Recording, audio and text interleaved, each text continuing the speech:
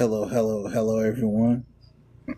I'm coming at y'all tonight to talk about a murder trial where it was a husband messing with a nanny, and him and the nanny decide to take out the wife. This is what was known as the pair murder trial. Shout out to Natalie Lawyer Chick for this. Shout out to her. Just waiting for some more y'all come on into the room. Okay. Just waiting.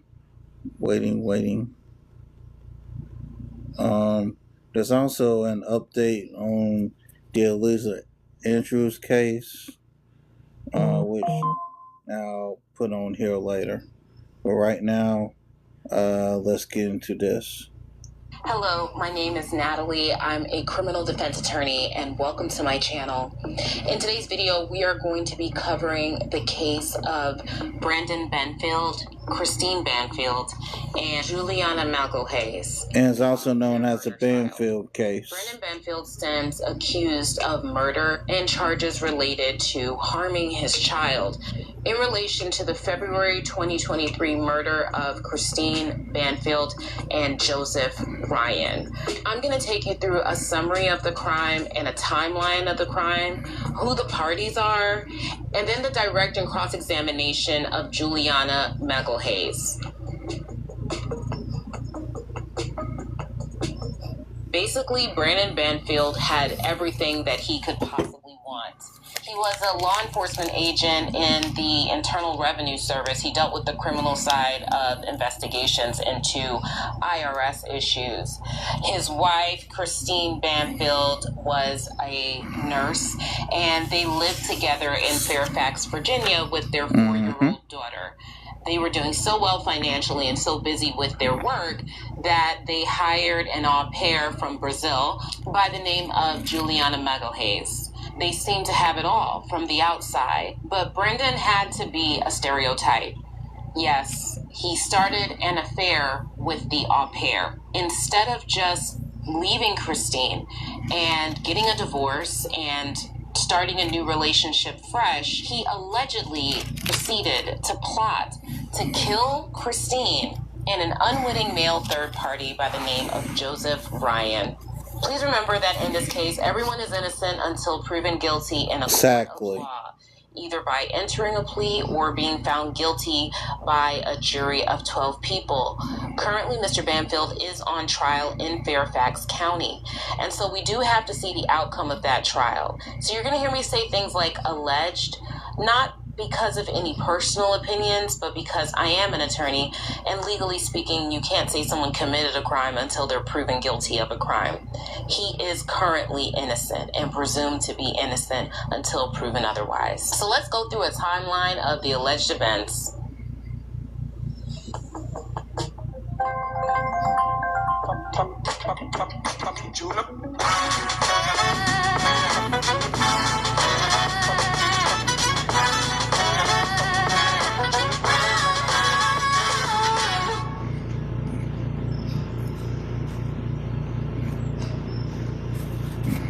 My name is Sherlock Holmes. Damn it.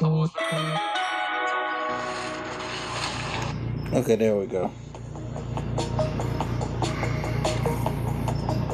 I'm not going to pronounce her name correctly, so I'm going to call her Juliana from now on, just to be on the safe side. Juliana is... And them eyes look cold as hell. Came to the United States for the express purpose of being an au pair for Brendan and Christine Banfield. She moved in with them in their home in Fairfax, Virginia, for which she lived with them, and then she took care of their daughter. She also received a stipend of $200 a week in spending money, while the couple was responsible for taking care of her room and board in exchange for her taking care of their daughter. So at first, in this timeline of events, Juliana moves in 2022. They basically have a relationship where Juliana mostly interacts with Christine and not so much with Brendan. But eventually, in August of 2022, Brendan and Juliana begin to have an affair. And this affair was not even well covered or covert. Juliana was quite extroverted with how she conducted this affair with Brendan. She would post pictures of them together on social media. So in other words, they wouldn't even try and hide it. They weren't even trying to hide it. Wow. She was flaunting it, essentially. But it appears that Christine was none the wiser. She probably wasn't following Juliana on social media, but she was certainly posting in Portuguese on her social media about her having this relationship with Brendan.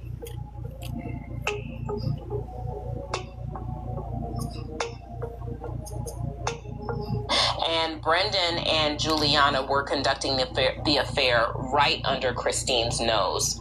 So in the fall of 2022, Brendan Banfield begins to hatch this plot, allegedly, where he wants to get rid of Christine so that he can be with Juliana. So he doesn't just have an affair and betray his vows and betray his wife and betray his family, but now he wants to desert his wife, and he doesn't have the guts, allegedly, to get a divorce. Instead, he hatches a plot to kill Christine. So, in fall of 2022, according to court filings, Brendan Banfield expresses his desire to get rid of Christine and began planning her killing during the fall of 2022.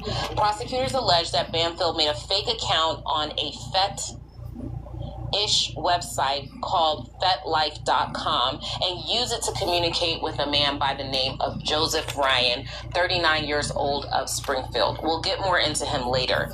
On January 28th of 2023, Brendan Banfield purchases a firearm and then gives that firearm to Juliana. Prosecutors say that Banfield trained her at a local gun range in the months leading up to the killings. Allegedly, they went to the gun range twice so that Juliana could practice how to use the gun.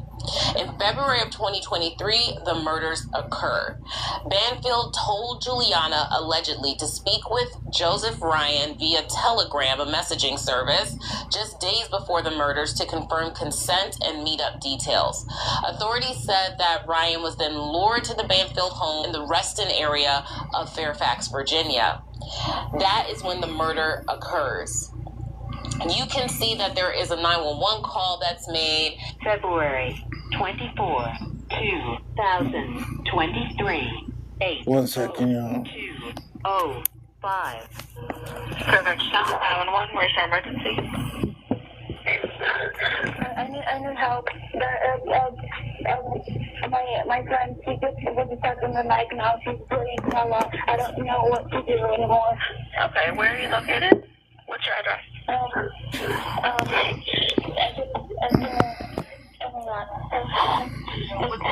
Take a deep breath for me. Just let me know your address.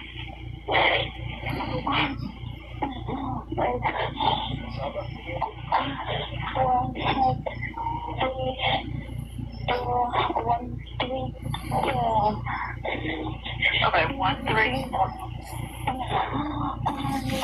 Take a deep breath for me. You're on Stablebrook Way? Are you on Stablebrook Way? Stablebrook Way. Okay. And what's your name and what's going on? My name is Brendan Banfield. I'm a federal agent. This is my house. There's somebody here.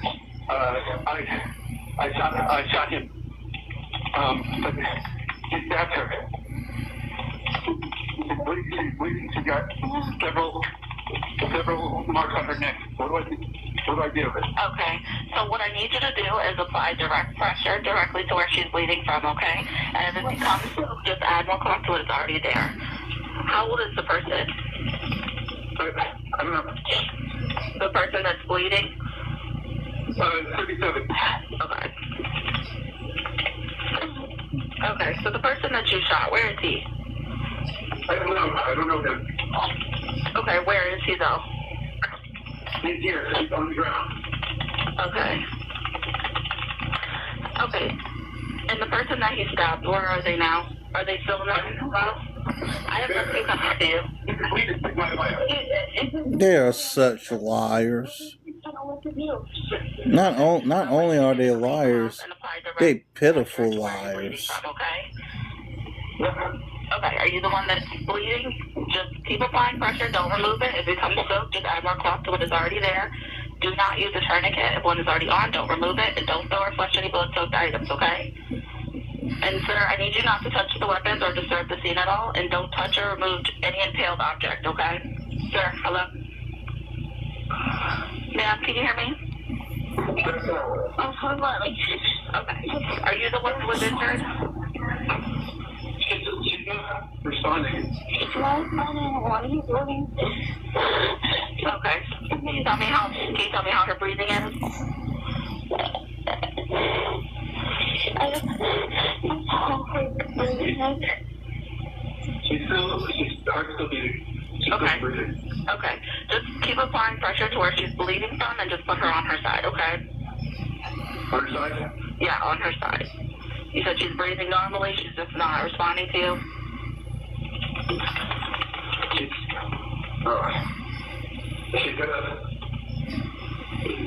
She's got a very big hole in her neck. And who am I speaking to? Who are you, dear? Are you... Okay. All right, everybody, it's time not just to go back to school, but to come back and move forward. Start your comeback today at PurdueGlobal.edu.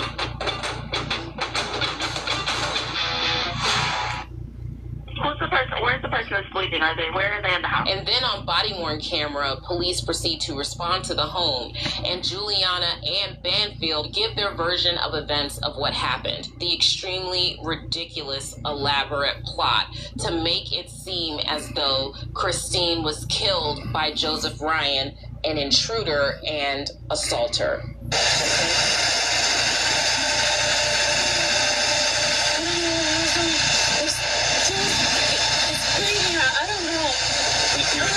It's breaking her. I heard, like, I don't know what was that. And from the side, the guys dropped the knife, because he had a knife. And then he started, dropped the gun to Brennan. They were yelling. I couldn't understand. They were super fast. In October of 2023, the police continued their investigation. Now, this investigation revealed that Juliana and Brendan, because they're so bright, end up moving into the bedroom together. The police go into the house and see that Juliana and Brendan are sharing the bedroom. Juliana's clothes have replaced Christine's clothes. Idiots. There are pictures of Juliana and Brendan together like a couple on the nightstand, and it's clear that they are living together as a romantic couple. Of course, this further raises the suspicion of law enforcement. Brandon starts taking Portuguese lessons, so law enforcement believes that they had intended to run away together to Brazil, which is so stupid because Brazil is an extraditable country, meaning that if you have a warrant for your arrest in the United States, Brazil will send you back to the United States as an extraditable country, but whatever. Also, when they're looking at the crime scene, law enforcement starts to believe that the way that the crime scene appears is very staged. These are Brendan Banfield's jeans, is that correct? Yes. And then we had this spot on the back, correct? Correct. And what did your testing What's reveal? that just drop? What was indicated in each of the stains? I developed 4 single source profiles. It was the same single source profile. From the remaining 2 areas, I developed mixtures with the same major profile, which was also the same profile as the single source profile developed from the 4 previous stains. And Christine Banfield could not be eliminated as a contributor of this profile. And the other 3 individuals were eliminated as contributors to this profile. Hello, Editing Natalie here. So, as some of you know who participate on the community post, I did just come back from DNA College. I wanted to talk a little bit about why it's significant, both scientifically and for the issue of the trial. All right. That Christine's blood is allegedly on the back of Brandon Banfield's jeans.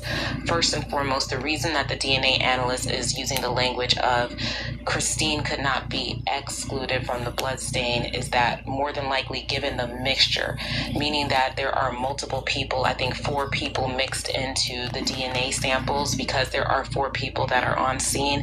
It is hard to definitively say who that DNA profile belongs to, but everyone else on scene, Joseph Ryan, Juliana, Brandon, are all excluded from the blood sample, and Christine could not be excluded from the blood sample, meaning some of her DNA profile is present in that blood, but they just cannot isolate it enough because of the mixture of all the other people's DNA in there. So that's why she's using that type of language. I think it's also significant that the way in which the blood stains are based on his genes are very suspicious. The blood stains are in drips. So there's a patch of blood, but then there's also some drips of blood. And that really concerns me because what that makes me think is a knife that's raised in the air as someone's about to come down stabbing somebody, and the blood that's already on the knife dripping off of the knife and spraying onto the person. In blood spatter analysis, you will often see those types of drips associated with stabbing. And why would drips associated with stabbing be on his genes unless he was the one that was stabbing Christine, not Joseph Ryan? In October of 2023, nearly 8 months after the killing, Juliana is taken into custody and she is charged with second-degree murder. Juliana refuses to speak to law enforcement and she has an attorney. That attorney is hired by Brendan's mother. That attorney, I think, is how we got here with Juliana testifying against Brendan. So Brendan's mother gives Juliana an attorney, and she basically refuses to make any statements, and she stays silent. So now Juliana has been sitting there in jail for about a year. She gets arrested in October of 2023, charged with second-degree murder. And so then in October of 2024, new evidence starts to come out. So nearly a year after her arrest, Banfield, that's Brandon, he gets taken into custody following a traffic stop in Fairfax County about 570 days after the double murders. On October 25th of 2024, Juliana then goes and gives a detailed interview. And in that interview, she says that Banfield was involved in planning and executing the killings. And in fact, he was the mastermind, essentially sealing Brandon's fate and leading to him currently being on trial for 2 counts of murder and a count related to abusing his child because his child was in the home at the time that the murders occurred. So who are these individuals? First, we'll start with Brandon Banfield. Brandon Banfield, at the time of these murders in 2023, was working as a Criminal Investigation Division agent for the Internal Revenue Service. He attended St. Joseph's University on Long Island, where he studied accounting. Christine Banfield graduated from Quinnipiac University, and she is from Long Island, New York as well. She obtained a nursing degree in 2007. Christine and Brandon would meet and marry and move with their newborn daughter to Virginia in 2019 from Long Island, New York. The couple had employed another Brazilian nanny. They no longer were working with her, so they reached out to Juliana, and that's where she comes into the picture. Juliana wanted to travel and learn English. She was contacted by the Banfields in 2021, and she was excited. She had just graduated from nursing classes and was coming to live with a nurse, so she felt like she had a lot in common with Christine. I just want to point out how really, really sad this is. Christine was a nurse. Juliana was an aspiring nurse.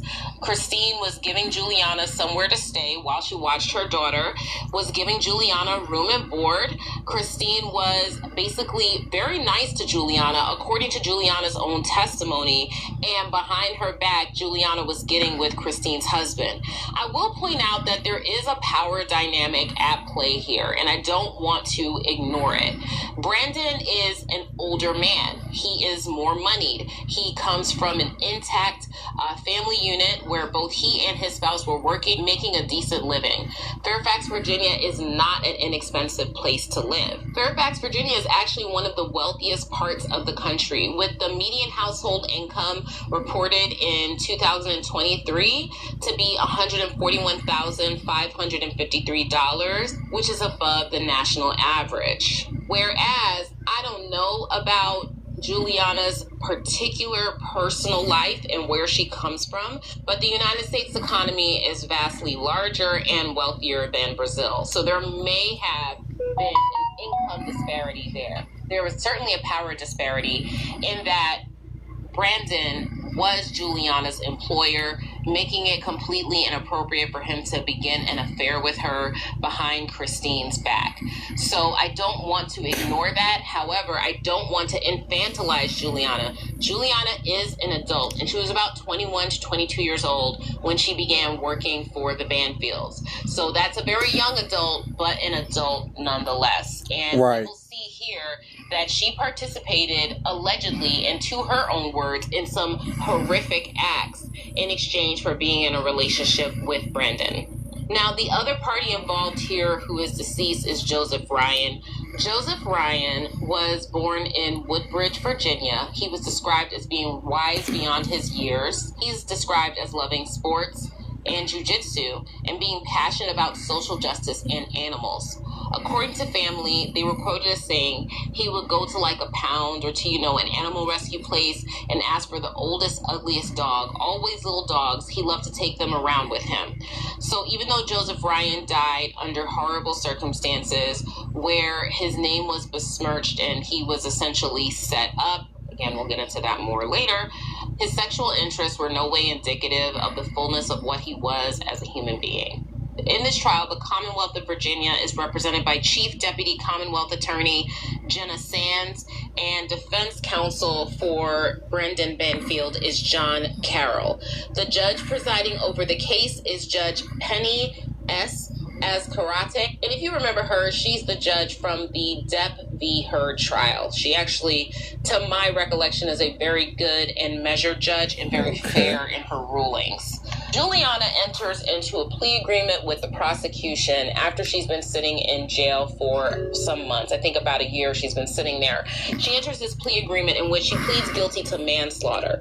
Manslaughter carries a maximum of 10 years in prison. In exchange for her testimony, the Commonwealth is going to...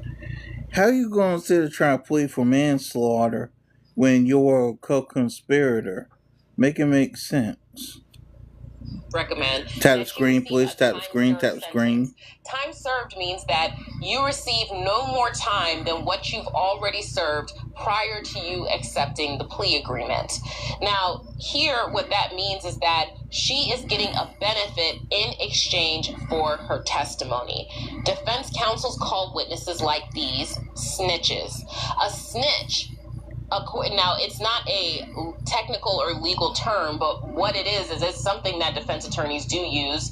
You have the street definition of snitch, and then you have what defense attorneys use. When we defense attorneys talk about a witness being a snitch, that is the person that participated in the crime, but in order to get a benefit from the prosecution, dismissal of their charges, a really, really sweet plea deal, they turn around and testify on behalf of the prosecution against their co-defendant. She is guaranteed that the government is going to recommend less. The Commonwealth has promised if she testifies, they will recommend time served. She has testified they are going to recommend time served. They cannot ask for any more than that. That comes from a case in the Supreme Court called Santabello v. New York. If the state makes a bargain with a defendant and the defendant performs on their end of the bargain, the state cannot then turn around and ask for more time in prison or violate the plea offer in any other way. So in this particular case, because Juliana performed on her end of the deal, she testified, the Commonwealth is beholden to perform on their end of the deal.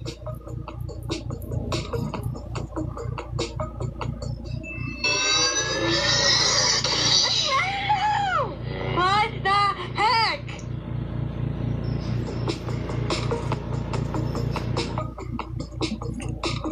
Now, basically what the prosecution did with Juliana was they got ahead of the inevitable questions that are going to come from the defense. Why did you decide now to change your story? Before you said that you were innocent, before you would not talk to the police, but now you are talking to the police and you're declaring that you're guilty of manslaughter and that Brandon helped to plan the murder of his wife. Why have you now done that? And her testimony on direct examination is that she was doing it because she thought it was the right thing to do. Now, just because someone testifies to something doesn't mean that you have to believe what they say, but that's what she says. She says that she thought it was the right thing to do. She goes through the history of her relationship with the Banfields, that it began as a professional relationship, that she started out as just their au pair, and that most of her relationship was with Christine, and she was totally professional with Brendan. And when you first met Mr. Banfield, what was your relationship to him? It's professional. He was my boss. And you said he was your boss. Yeah. What was your job? I was their helper. What was your life like with them?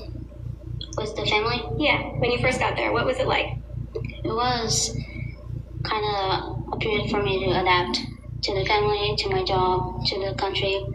But I was very welcome, I guess. And what was Brendan like when you first came to live with the family and be their au pair? We barely spoke. Like, my relationship was mostly with Christine. About 9 months into her working for the Banfield, she begins having an affair with Brandon Banfield.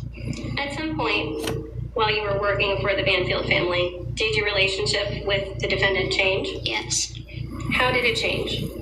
It became sexual, physical relationship. And do you recall when the relationship changed? It was August 2022.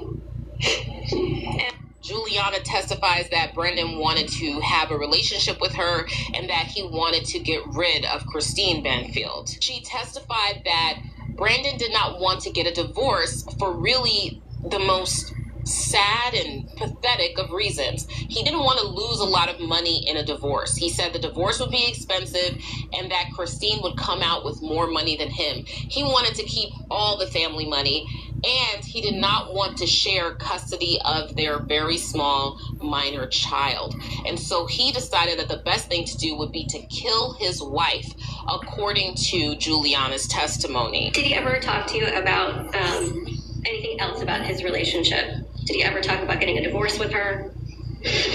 No, he basically said divorce is not an option. Did he say why? Money was involved. I'm sorry, say that again. Money. Okay. Anything else? Money was involved and custody too. And what about those things? Did he say anything specifically about money or custody? Yeah, he said that he didn't want to have children with Christine, that she wasn't good. So according to Juliana, Brandon himself hatched a plot to which Juliana just went along because at first she didn't even really believe that he was serious. What did you think when he told you that?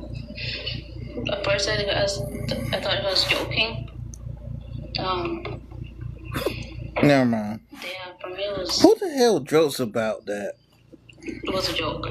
You really are a She dumbass. just kind of went along for the ride. She just You're a did what he told her dumbass. to do. She had no true agency other than following Brandon's orders. She played him out as the puppet master. And what did this elaborate plot entail? I went through and summarized all of Juliana's testimony on direct and cross-examination, and she laid out 12 key points that were Brendan's plot that were carried out to kill Christine and eventually really a third-party, uninvolved person who had no idea what he was being set up for, Joseph Ryan. So first, they started by... Now, it's they, right? And the reason I say that it's they doing this particular part of the plot is because even according to Juliana, she wrote some of these messages.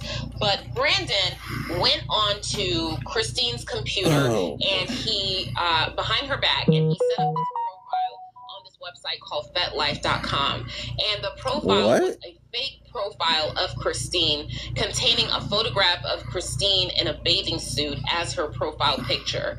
Christine was none the wiser that any of this was happening, but Juliana and Weird. Brendan were using Christine's devices, her computer and her phone, to message men who were interested in BDSM-style relationships.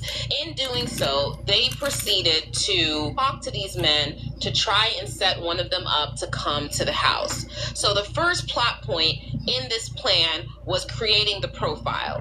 Did he give you more information or more detail about what he intended to have happen? Yeah, he said he wasn't going to hire anybody because that is something that throughout investigation can be discovered easily. And that he had heard of a website called FetLife. He's never done anything on the website, but he heard about it, and that's what he was going to do. When he created the account website. Okay. So, were you present when he created the FetLife account? Yes. And did he use his own email address to create the account? No, he did not. What email address did he use? He created a new email account for Christine, under Christine's name. And were you there when he created that email address? Yeah. And then the second plot point was to only be on the profile when Christine was at home and the device was at home. So they never went on her profile when Christine was at work or when they were traveling together, because there came a point in time where Juliana and Brendan went off on their own and they were traveling together with the baby. Plot point number 3 was to soundproof the windows. Brendan had all the windows in the upstairs bedroom replaced so that if someone was screaming inside the bedroom, they could not hear it outside the bedroom. And in fact, he tested this out with Juliana, switching off between having her stand outside when he screamed inside the bedroom and having her scream in the bedroom when he stood outside. She said she never screamed in the bedroom, but ultimately she did participate in standing outside while he screamed in the bedroom to see if she could hear him or not. Plot point number 4 was Brendan teaching Juliana how to fire a gun. And how do you recognize it? It's the waiver you have to sign when you first go to the shooting range. And on that date, do you recall shooting a firearm? Yes. Do you remember if it was a handgun or a long gun? It was a handgun. And was the defendant with you while you were firing the handgun on that day? Yes. Did you ever go back to the firing range again? Eventually, we did. Do you remember when you went back to the firing range? I'd say back in December. And did you practice firing a firearm on that December visit? Yes. Plot point number 5, finding an unwitting man who was into BDSM looking for an intimate encounter. And there were certain qualifications that this man had to meet. So under plot point 5, qualification A was they could not insist on meeting Christine in person prior to the sexual encounter. Why was that? Because they weren't actually talking to Christine. So they couldn't go and meet her up for coffee somewhere. They had to just be comfortable with having this encounter without a prior date or meeting. Plot point 5B was they had to be comfortable with going to Christine's home for this encounter without ever meeting her previously. And then 5C is that they had to agree to bring their own equipment. So whatever man this was had to agree to bring his own bondage materials as well as his own knife. And they insisted that he bring a knife, which is so horrifying because one of the tenets of that lifestyle is consent. It is prior consent. It is understood that the person is consenting to whatever is being done to them and that there is a way for them to opt out of what is happening. Essentially, this individual had to be comfortable setting up an SA fantasy with the complete stranger. And so, according to Juliana's testimony and the phone records and the profile records and the computer records, they had to go through multiple individuals until they landed on unwitting Joseph Ryan. And I want to say here that I do not engage in any type of shaming of what happens between two consenting adults. That is your business. As long as everyone's consenting and everyone is safe. This should not have been the reason that Joseph Ryan lost his life. Yep. And it is even bigger insult to injury when you see what the additional plot points led to with Joseph Ryan. So plot point number 6 was to invite the unwitting man over and have him surprise Christine and perform the SA fantasy on her against her will. Plot point number 7, and this they actually allegedly did carry out, was Juliana and the minor child sitting in a car watching the man enter the home. As soon as Juliana saw Sick that, ass she people. calls Christine, who doesn't answer the phone because she's being incapacitated, and calls Brandon right away. That is to set up a timeline for her saying that she had no idea what was happening. That's why she's calling Christine and then Brandon. Plot point number 8. After Juliana calls Brandon, Brandon comes back to the home, and then all three, Juliana, Brandon, and the minor child, enter the home through the basement. While Christine is upstairs being SA'd and attacked by Joe Ryan. They set up Joseph Ryan to SA Christine. He thought that he was engaging in something consensual because the nature of what they had messaged him about, Christine's behavior, would make it seem as though that is a part of the fantasy. So unwittingly, Joe Ryan is SAing Christine. And Christine is being SA'd by somebody at the behest of the man that she took vows with, had a sick ass child, person. entrusted. And the woman who she entrusted Demonic to take sick care ass of that man. child, they set her up to be SA'd before she was killed, allegedly. Plot point number 9 was to leave the minor child daughter in the basement while Juliana and Brendan went upstairs to confront Ryan and Christine. Horrific. And Brandon is facing charges in relation to that because it is alleged that he placed his child in danger and also traumatized her by having her be in the house. And he should be charged with child endangerment, as he should Point be. number 10 was as soon as Brandon entered the room to yell police. For some reason, that was a part of the plot. He yells police and then he shoots Joseph Ryan. And then Juliana says that she is like walking around in the room, walking around in blood. She doesn't know what she's doing. And then allegedly, Brandon gets on top of Christine and stabs her until she passes away. Plot point number 11 is that Juliana ends up shooting Joseph Ryan because she sees that he's still moving. In my opinion, that's her committing first-degree murder. Hell yeah, that's first degree. That is first degree if I ever heard it. Saw that he was still moving, still had a chance to be alive, and she took his life away. And she is going to get a recommendation of time served from the Commonwealth. Bullshit. Plot point number allegedly hatched by Brandon Banfield was that he would then call the police. And herein, the 911 call is generated, and body-worn camera shows that the police speak to both Brandon and Juliana. Where now getting out This shit here crazy. but if you see Juliana's behavior on the body-worn camera, she's not a very good actress. I'm sorry. What's going on this morning? I was going out. Take a breath. It's okay. Take a minute, okay? I need some water.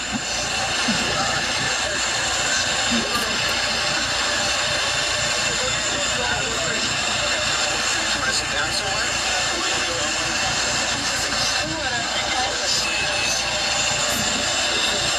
I'm sorry, but English is on my first name. Oh, you're fine. I was going out with her daughter.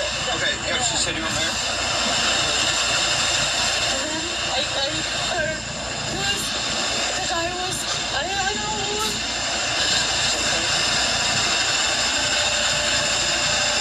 I don't know who was she was screaming. I don't know. So after that direct examination, one might think that basically the case is over. We have the co-conspirator here pointing the finger at Brandon Banfield and saying he did all of this. He set this up. He plotted the entire thing, and I just followed along, even though I shot one of the victims. But I just followed along. So what does the defense do?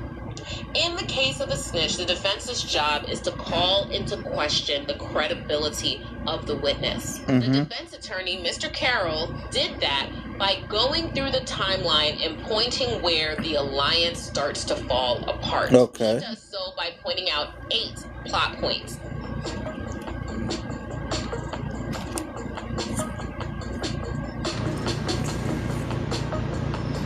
The first point was that Juliana initially proclaims her innocence until she becomes incarcerated. So she's free, she's refusing to speak to the police, and even after she's incarcerated, she's refusing to speak to the police. She has nothing to say. Can you read that, please? Yes.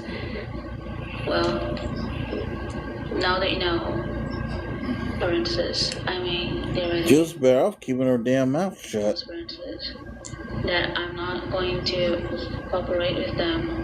There's nothing I can do. So I don't know what they are going to use. I mean, everything they have and can. I don't know everything. I just have the feeling they might hold me here until my trial.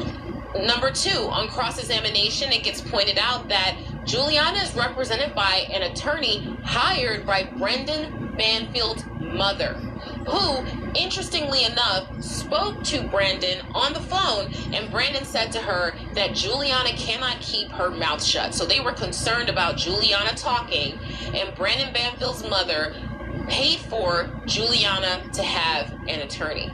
Through the course of her incarceration, plot point number 3 is revealed, and that is that Juliana has a deteriorating mental health. She is not dealing with incarceration well at all. It is very much negatively affecting her, with her intermittently referring to her incarceration in letters as torture.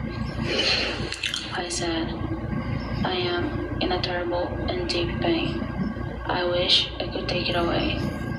I cannot stand with it. I can't do this. It would be too much pain. I'm firm. Did you seek any sort of help? Or were these letters kind of you reaching out for that help?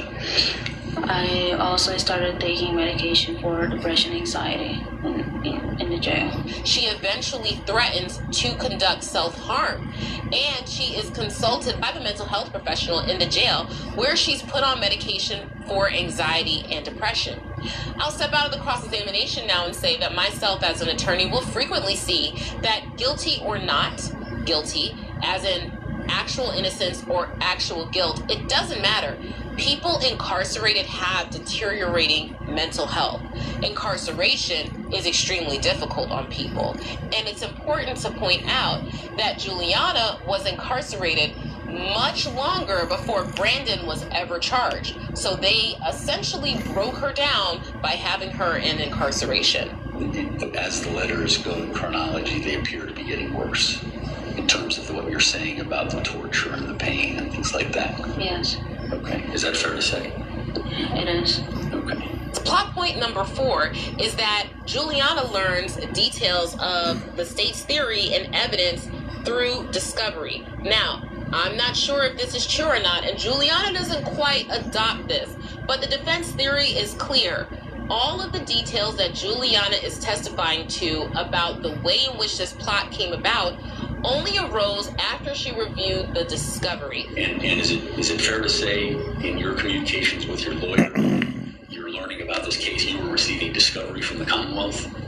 Yes. You had received all discovery from the Commonwealth prior to September 30th, is that right? I guess so. Okay, and you got a chance to fully understand all of that prior to what was going to be your second trial date? Well, from my understanding, yeah. Okay, but you had full discovery is what I'm trying to say? Yes. Okay. Would you agree with me that everything that you testified to yesterday was provided to you in discovery? Say something. I'm not sure if I'm following your question. So you had all the information, and is that what the basis for what you testified to the ladies and gentlemen of the jury was yesterday? Okay, I just want to take a beat here, editing Natalie. Tap the screen, tap the screen, tap the screen, please. Significant moment. Please tap the screen, tap the screen. And Juliana did not anticipate this question, because it is quite interesting that mere weeks after receiving total and full discovery and on the cusp of her trial, Juliana has a story that completely comports with what the government, the Commonwealth, is saying. And so sometimes we as attorneys, when we hear something we don't like, we'll jump up and we'll make a stupid objection. And now this is a great Commonwealth attorney. She's a great prosecutor, but that was kind of like instinct. She jumped up and said, objection ambiguous. Ambiguous is not an objection, number one. Number two, the objection she's trying to make is for vague. Number three, the objection is untimely because Juliana had previously said that she didn't understand, but in response to this question, she has not said that she didn't understand. But what she's really trying to do is break up the flow of the defense attorney here, because that's a really good point. It was not until you were told that this was the state's theory and you had all of their discovery did you come up with this story that completely comports with the state's theory. Yep. Let's see how that plays out for them. Is the judge going to overrule or sustain the objection? Ambiguous is your objection? Overruled. You received all the discovery for the case. That would be what the Commonwealth's required to give you before you go to trial. And what I'm asking you is the basis for your testimony yesterday was provided in discovery prior to you testifying here today, correct? Well, just tell us what role did the discovery play in the decision to speak yesterday and what you said? The truth. Okay, I appreciate that. Was that the truth that was provided by the discovery so you could work for the Commonwealth? No, the truth was that truth happened. I can't make my words fit into the evidence. Okay. Well, I guess what I'm saying is you can make their evidence fit into your words, however.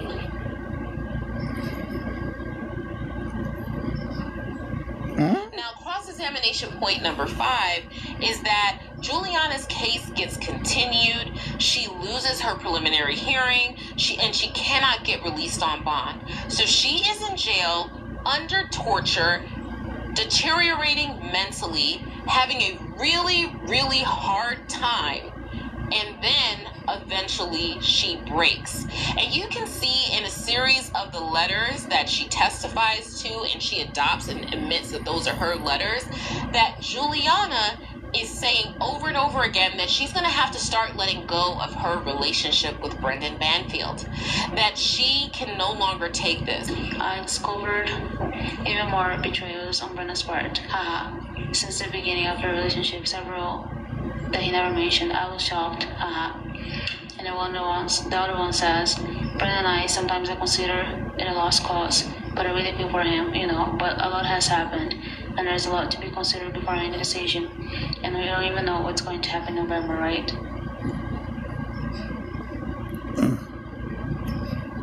That she is really, really unhappy with her attorney. Juliana loses trust in her attorney. She does not like him. This is a major point of cross-examination. The attorney paid for by her lover's mother is not meeting her expectations. Some of her complaints about her attorney, I think, are valid, such as he would promise to see her and then not show up. That's something that happens, but it's understandable why the client would be upset. Some of them were invalid, like her attorney came to see her and he wasn't wearing a suit, which means that the attorney is making time to see her on his days off, and she's not appreciative of that. But she's just really, really over this attorney. She's over her case being continued, and she's over the fact that she has not been successful in court and she's still in jail. Please read for the ladies and gentlemen of the jury the highlighted portion. It says, anyway, yesterday my lawyer tried to call me, but I don't know what happened. We couldn't talk. The call was not working. He had told me that he was going to try and schedule the trial for the first week of October. However, at the hearing, he didn't mention anything about October. The option he gave was November, December, and January. I was so pissed. I started to yell and cry. I hate this. He said he was going to try October, and for no reason he offered January. Okay, screw him. He said he would come see me today at 12:30. I'd say because he says he will do so much, and he doesn't do shit. I don't even know why I'm paying a lawyer who doesn't do his job in a timely manner. And the other portion of that I says, anyway, I'm disappointed at my lawyer, who should be doing a better job and holding to his word. They scheduled the trial for November 12th. They say it's 2 weeks of trial. Next issue on cross-examination that the defense really hones in on is that Juliana is looking to sell her story to the media. At first, Juliana's commissary and communication with her family in Brazil was being paid for by Brendan's mother. So Brendan's mother is taking care of Juliana, making sure that she's comfortable and she's good. In defense practice, when this comes to state's witnesses, we call this keeping her sweet. If you have a state's witness that is either a snitch or a victim, listen, don't piss her off. You guys are still communicating. Do not piss her off. Well, they pissed her off because despite the fact that Brandon's family is paying for Juliana to communicate with her family in Brazil, have commissary, so Juliana is getting that from Brandon's mom. But eventually, Juliana enters into an agreement with the media to sell her story. And in doing so, they start paying for her commissary. They start paying for her to communicate with her family. I also want to add that Virginia does have a Slayer statute, which means that you cannot profit from your murder. So if you kill somebody, you cannot keep the proceeds from selling your story. I don't know what she's hoping to get out of this, but it's clear from cross-examination that she has engaged in negotiations to sell her story. The next point on cross-examination is that in October of 2024, around the time that Brendan Banfield gets indicted, Juliana has continuing complaints that she's mailing to her mother, and her mother writes her back a letter saying, listen, bring this to an end and just tell them that Brendan planned the entire thing. That's from my mother to me. It says, but it seems that I was guessing he was guilty and putting the blame on you. At least you'll get rid of this. I don't know if it will be good for you to tell. I'm afraid she might block you from being able to talk to us. But you know what is best, because she probably doesn't know that he planned it. If you tell Mimi, tell her not to cut you off from your mom. Please tell her that it was all planned it. It appears you and your mother are worried about the monies to be able to communicate, correct? Like I said before, yes. Okay. No, I'm talking about this at this moment. Yes. Okay. And it appears that you're worried about any monies that might be going in so you can get extra food, correct? Yes. Okay. And it appears that your mother is telling you that Brendan is the planner, correct? Yeah, that's what she said. Why is that relevant? Because the final point of cross-examination is that days later, after her mother tells her that, maybe 2 or 3 days later, she signs and enters into a plea agreement where she pleads guilty to manslaughter in exchange for her testimony that comports with the Commonwealth's version of events in order for her to receive a time-served sentence recommendation from the Commonwealth.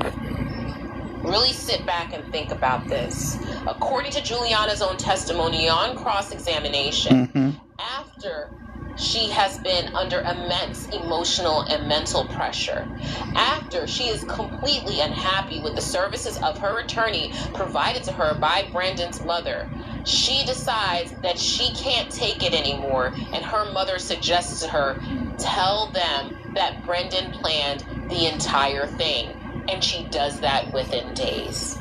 That would certainly call into question her honesty and her ability to tell the truth. Right.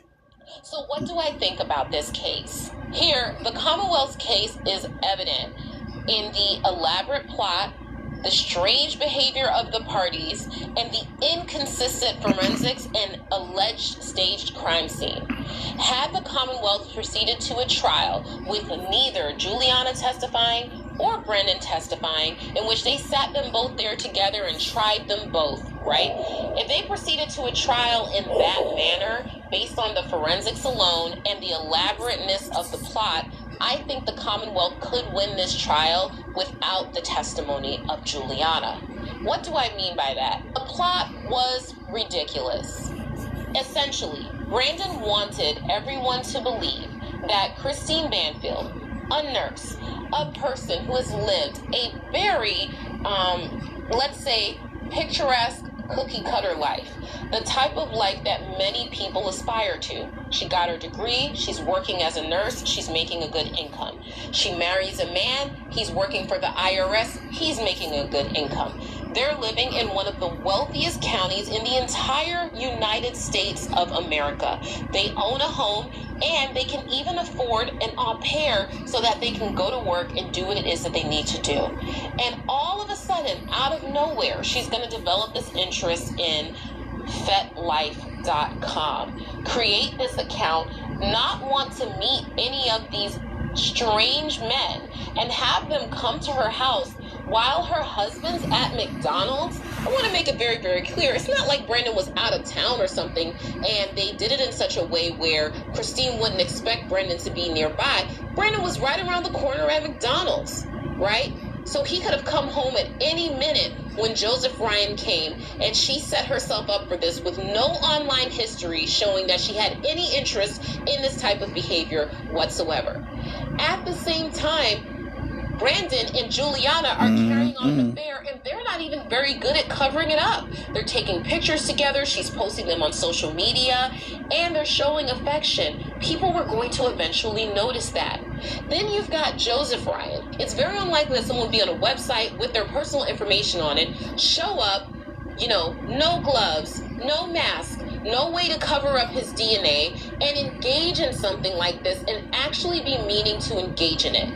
Brandon and Juliana wanted law enforcement to believe that Christine Banfield really was on this Fet website. Joseph Ryan went off script and actually stabbed Christine. That Brandon and Juliana then come home and discover them with Christine already stabbed, because that had to be part of the plot. It had to be that Joseph Ryan went off the plot of the BDSM fantasy and actually stabbed Christine, and that Brandon came in, charged in, ready to save the day, saying he was law enforcement, and shot Joe, but being unable to save Christine. And then Juliana shoots Joe, because both of their guns were discharged, shoots Joe, and he's down on the ground. And they were supposed to believe that that plot was not created by the two people that end up moving into a bedroom together. I think the ridiculousness of the plot and how poorly it was executed was enough for the Commonwealth to prove their case. Why do I take such issue with Juliana being given such a sweetheart deal to testify against Brendan? Well, first of all, it weakens the case to turn Juliana because she is so compromised. Clearly, she's not actually interested in doing what's right. Her testimony, I just want to do what's right. She was simply interested in ending the torture of incarceration. What a shame. She needs to stay there. With exactly what she wanted, getting out of prison, time served. Her testimony was not altruistic. It was self-serving. It was a last very effort much to save herself. Unfortunately for Mr. Banfield, self-serving. the fact that Juliana is such a terrible witness who is so clearly compromised does not show that Mr. Banfield is innocent. In my opinion, Juliana is telling the truth, but for selfish reasons. It simply shows that Brandon Banfield was clever enough to conceive of this overly elaborate plot, but too stupid to see that his guilt would be revealed by the very nature of the crime, and that placing your freedom in the hands of a 20-something woman who has an incentive to get out of jail as quickly as possible means that she would betray you just like you and Juliana betrayed your wife. Yep. I would love to know what you guys think in the comment section down below.